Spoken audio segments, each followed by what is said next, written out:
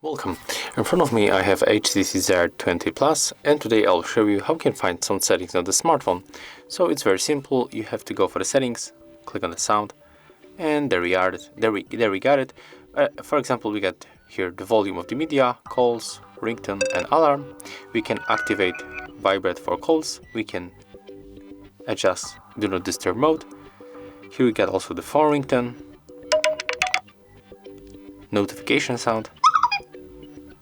When you go for the advanced, we can find the other sounds and vibration like touch feedback, touch sounds, screen locking sounds, dial pad tones, and charging sounds and vibration. And that's it. If you find this video helpful, remember to like, comment, and subscribe to our channel.